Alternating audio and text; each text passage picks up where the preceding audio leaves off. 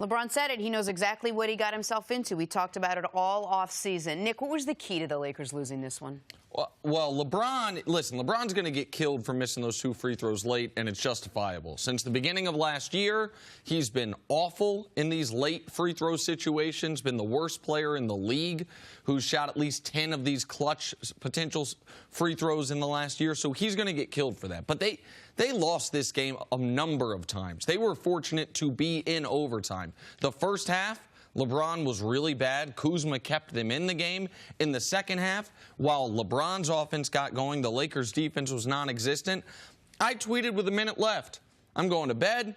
Lakers 0-3. I thought they were down 8 with a minute left. I thought the game was over. They were very fortunate to be able to get it to overtime. And then in overtime, after the Spurs blew it at the end of regulation, the Lakers blew it in overtime. That LeBron had an and one to go up 6 with a minute left in overtime. You can't blow a 6-point lead in overtime. And LeBron's free throws had something to do with that. A bad final play had something to do with that. Right now, this Lakers team is not defending anyone.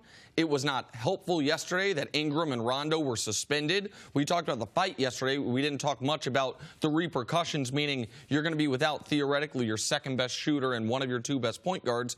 And so the Lakers right now are a team that, who are they really? Like, they're a team without an identity. They're not playing good defense. And LeBron saved them at the end of regulation and then blew it at the end of overtime. Well, he definitely blew it at the end. Let's just be honest about that. You brought up a good point. LeBron hasn't been good in the last year and plus in closing out games shooting free throws.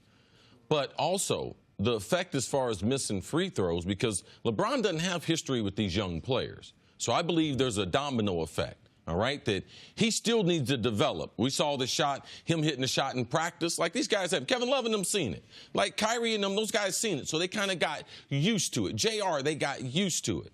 And the effect that it has on your teammates. LeBron hadn't done that with his young core. So for me, I believe this will affect him because it affected, he missed the free throws, and then it affected how he attacked the last basket. They're down by 1 point.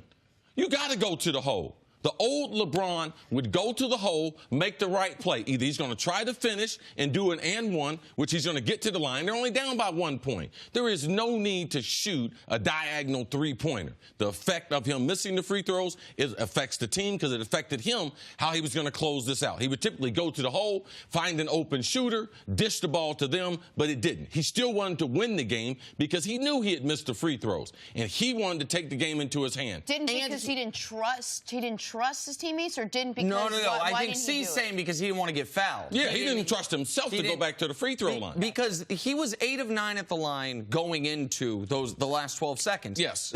After the Lakers got up by 6 and then thought they could just play the clock. The Spurs go down and get a 2-point basket, so now it's a 4-point game. The Lakers' next possession, they were not trying to score. If they scored, it would have been a bonus. They were just trying to use the entire 24-second shot clock. They did. But then they gave up a top-of-the-key 3, and they still felt fine. LeBron got the ball on the inbounds with 12 seconds left and never looked to pass to anybody. He wasn't looking in Cleveland. He'd look for Korver, which would make sense. Korver's 90% for his career. He was clearly going to say, you guys have to foul me. I'm not giving the ball up. I'm going to go to the line. Well, when you look at him and Lonzo Ball, those are the 2 prominent ball handlers. Sure, but Josh Hart's out there. I understand, but as far as handling the basketball, you would think it would be Ball or LeBron holding the ball. And we know Lonzo's not a good free throw shooter in any circumstances. Yes. But LeBron did the right thing there. He has to be the one to shoot those free throws. And this has not been a trend throughout his career. Throughout his career, up until last year, his clutch free throw numbers were about identical to his regular free throw numbers, which is mediocre. Like, this is the one part of LeBron's game, just general free throw shooting, that he's never been an A+ in. Every other part of the game, defense, scoring, 3-point, there's at least been a part of his career he was an A+. He's always been an average free throw shooter. Something odd over the last year where he's become a bad clutch free throw shooter. At the same time, he's had the more clutch regular baskets than at any other point in his career. The 3 at the end of regulation, what we saw in the playoffs. He shoots the ball better than at any point in his career. And so it doesn't make sense. But those are, listen, nobody can make excuses for it. He asked for the ball. His team has a lead. He didn't miss 1 free throw, which would have been bad. He missed both. And because of that, the door's open for the Spurs. Patty Mills hits a big jump shot, and then they lose. Because of that, also because of something you touched on, which is team defense, which they're having a hard time with. This is a team, though, that played 3 games to start the season pretty competitively against 3 very good teams, the Warriors, the Blazers, and the Spurs, all playoff teams from last year, and can't close it out. Would you point to their defense as the one thing they really need to fix at this early point of the season? And Rockets, Blazers, and Spurs. And Rockets, Blazers, right. not Warriors. Yeah, the defense, go ahead, see. The defense has to be addressed. And also, if you're trying to play at a pace, yeah, you might score 115, 120, but you do have to play defense. Now, they said the way the roster was constructed, it was based on playing defense. But the Lakers do not have good individual defenders. LeBron is not a great individual defender. Look at the starting lineup. Young players, they're not good individual defenders. JaVale McGee as an individual defender, no. Help defender, LeBron, yes, excellent. JaVale McGee, help, excellent. So they have to be able to stop guys, just like late. San Antonio, you can't give up an open 3 the way they give up that late in the game to San Antonio. And they got eaten alive by LaMarcus Aldridge. Like, you put in Zubats. He got 5 fouls in 4 minutes. He was just every time, once Zubats went in the game late third quarter because JaVale was in foul trouble, LaMarcus with that pump fake, got JaVale in foul trouble. They then go to Zubats because they have no other big men. Like, that is a giant hole in this Lakers roster, is backup center. They needed LeBron essentially to be the backup center. But this was another, I don't know how many people noticed it. LeBron, before he hit the 3 at the end of regulation, called timeout. They didn't have one. Like, they were down 3 with 8 seconds left. LeBron signals for a timeout.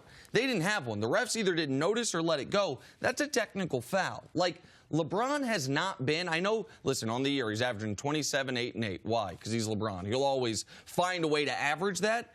But he hasn't been as sharp as you would expect, even with a new team, even with everything swirling around him. To forget that they didn't have a timeout, that's an error that he simply does not make. This is not too much different than when the first time when he left Cleveland and went to Miami. He was still trying to find himself around Dwayne Wade and his Miami Heat. Now, at that time, he was younger. He could get up and down, far more athletic and a better defender. I just also see in these 3 games, Jenna, we talked about over the last couple years, and especially last year, the hold that LeBron, the power he had over the Eastern Conference. That no matter Boston, if he was playing them, they knew LeBron would make a shot. Toronto, they knew no matter what. Milwaukee, all these teams, because they've lost to LeBron over and over again. In watching these first 3 games, Jenna, I don't see that in the West. I don't see no fear in Portland. I didn't see fear in Houston. San Antonio, this game late, Lakers leading. I didn't see the LeBron hold that he had over the Eastern Conference. Now that he's playing in the West, top to bottom, which is better than the Eastern Conference, it's just going to be very intriguing to be able to watch it and see how it plays out. Do you think that comes with time? Or is it different? When you haven't lost to LeBron as much as the guys in the East have compared to the guys in the West, the guys haven't been beaten. Now they're getting an older LeBron. None of these guys in the West have had their season ended by LeBron. Because that's the only people who have that are still together are the Warriors, and they then ended LeBron's next 2 seasons. So it's different. Now, DeMar DeRozan, who's now on the Spurs, if they had lost this game, he might never play against LeBron again. He watched LeBron beat his head in Toronto, and if they had blown this game as well, he might have just quit playing LeBron. But Spurs got the win. We got it. Thanks for watching. Subscribe here to get the latest from the show. Also, be sure to check out more of the best clips from First Things First, or go watch a few segments from our other shows on FS1.